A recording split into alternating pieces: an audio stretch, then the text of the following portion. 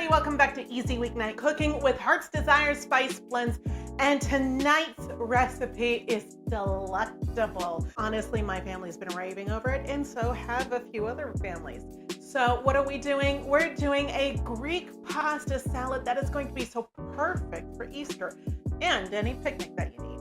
So what do we need? 8 ounces of Rotini pasta. That is before it's been prepared, but definitely prepare this stuff if it's still warm when you're putting this together. That's just fine. You'll be chilling this after you're done. You're also going to need, of course, 1 cucumber, 1 pint of grape tomatoes are my favorite, or up to about 2 Romas, 4 ounces of feta cheese. Oh, yum.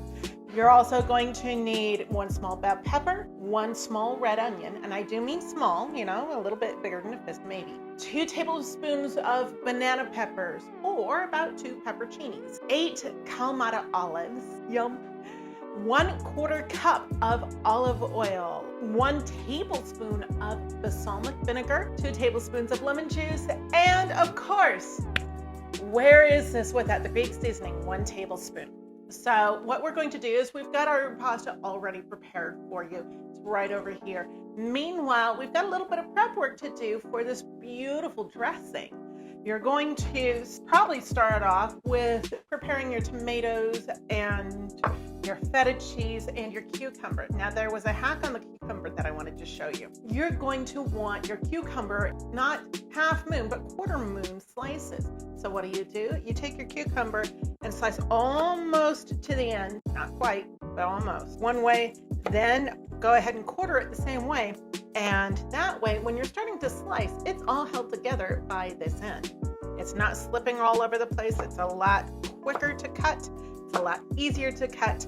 And you don't have nearly the dangerous mess, nor the time involved. So when you come down to the very end, you can go ahead and just slice it into medallions and then give it a quick quarter. And you are done. There's that. I'm going to pull the rest of these over here.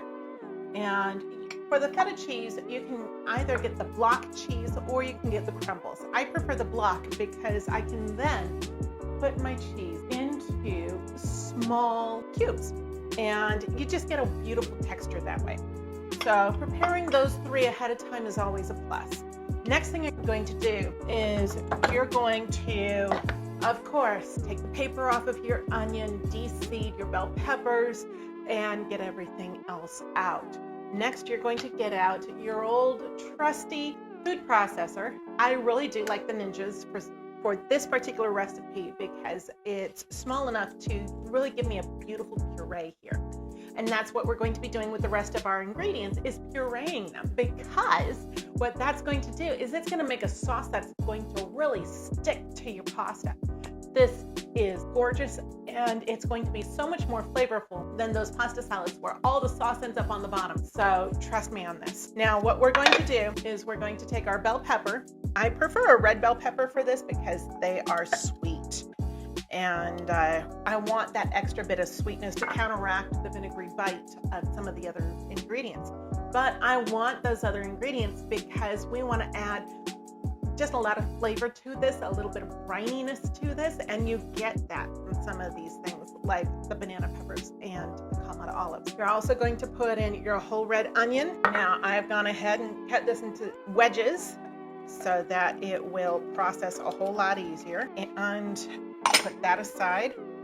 Now if your food processor is a bit on the small side, you're going to do this in stages. And we're going to go ahead and dice this. Give it a few pulses to start with to get that going. And then you can turn it into a good dice. At this point, there's enough room in here for me to take the lid back off and put in our brined ingredients, our olives and our 2 tablespoons of banana peppers. And if you don't have banana peppers but do have pepperoncinis, go ahead and slice them up real quick.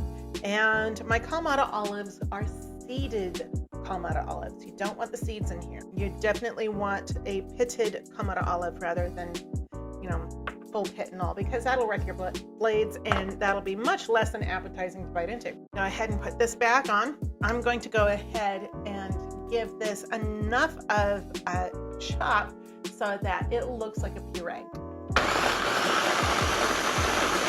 Okay, all my ingredients don't necessarily have all the same texture yet. That will come very quickly. You do have some chunks of things still, but we're getting very fine. It's looking kind of soupy in there, which is beautiful. I like that a lot, because when we turn this into a thick soup, if you will, we're going to be making sure that sticks to all the wonderful little crevices in our rotini pasta without falling to the bottom of the dish. Put in your 1 tablespoon of Greek seasoning, 1 tablespoon of balsamic vinegar. I love balsamic vinegar because it adds so much sweetness, and that's just a lot of flavor. And 2 tablespoons of lemon juice. That also adds a ton of flavor. So what we're doing here is we're building a very fresh ingredient salad with tons of flavor without breaking out the salt shaker. Of course, there is some salt in some of these, but you know, you're also getting a lot of different flavors in there that you wouldn't necessarily get otherwise. That is a win. Oh my goodness gracious, I forgot about our olive oil. We need a 1/4 cup of that beautiful stuff. I've noticed while this is processing, it is getting a little bit more soupish. It's processing a lot easier. Okay, yes, make sure that your olive oil gets in there. And let's go ahead and process this a little bit more. Make sure everything becomes one with each other. Okay, I think that's that. This can go aside for now. Why don't we go ahead and take care of some of these. It is time to bring over a large bowl and start assembling. First things first, yield pasta. Now, of course, that's been sitting for just a minute. We're going to use our sauce to actually break it up. That's a beautiful thing about adding liquid to your pasta, is it does a great job of breaking things up. And bring out that beautiful sauce. This stuff is so aromatic. Oh my gosh. It may not look like much now, but in a few minutes, it's gonna look divine. Give that a really good stir, and what that sauce is going to do is it's going to go right into these curls on your rotini pasta, which is why we choose this kind of pasta. It just holds on to the sauce so well. You can add a little bit more pasta to this if you like. Now, that's really well stirred and really well combined is when you bring out your freshest ingredients. Now, these you want to stay relatively whole, which is why I'm putting them in dead last. And you want to give this a gentle stir. We don't want to break up the tomatoes very much. We really don't. Best way to make sure that doesn't happen is to actually be really gentle with this. So what I will do is I will scoop and turn with my spatula here. And that gives it a nice little toss without getting too rough with my tomatoes. Now that that's well tossed, I can put in the feta cheese. Some of you will want to just go ahead and sprinkle it artfully across the top like this, or put the whole thing in, or a combination of both. It really works very well. This is what we're looking at when we're just putting it on top. And if I've got some crumbles in the fridge, I will put those on just before I serve, and that becomes so gorgeous. Meanwhile, you get a lot of really good briny flavor from that feta cheese all throughout your dish. And who doesn't want that? Seriously? Yum. Would you look at this? So, what do you say? I just sum up and give you a taste. Oh my gosh. Would you look at that gorgeousness? Absolute gorgeousness. All that beautiful dressing is stuck in the pasta instead of being on the bottom of this bowl here. You don't see any liquid down here at all. That's fantastic. So, of course, you're going to be letting this sit for about half an hour in the fridge to chill, and also to let these flavors just bloom with each other. That's really the best way to go, because you want some of those flavors to soak into not only the cucumber, but also the tomato, and just pass their flavors around merrily. Yum. Bon appetit. Oh my. Even without getting friendly yet, this is amazing. I love this stuff. There is a lot of really great fresh flavor here, and the dressing is getting into the crevices of the tomatoes.